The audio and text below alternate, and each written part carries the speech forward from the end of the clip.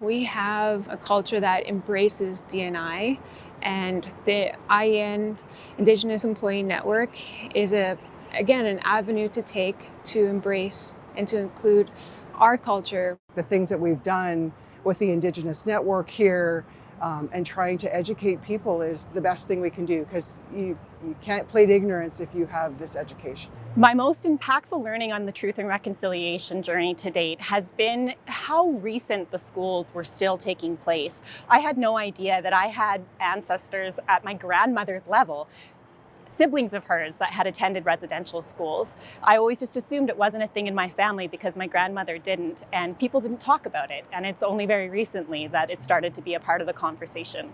I think through the sessions we have, through the Alberta online course that we've been taking, I think that kind of education is key for people to understand history and not make that same mistake in the future.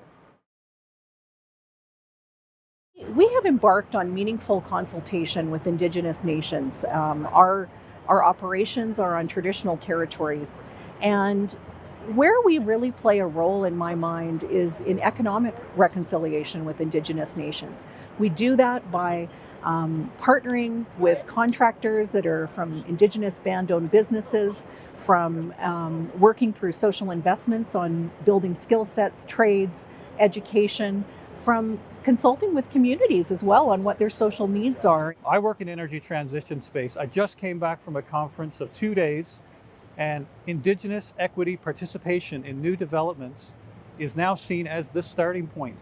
And so there's reconciliation right there, and there were Indigenous participants at the table at that conference. The most meaningful action that I have taken to date in Truth and Reconciliation journey at Chevron Canada was helping to create and develop the Global Indigenous Employee Network, which we are able to use as a platform to really get the message out of what it is like to be an Indigenous person, either in Canada or globally. My journey is understanding that we are in the now. You know, we learn about the history and everything, but it wasn't that long ago. So we're in the now. We're in the now to make the change, to make a better future.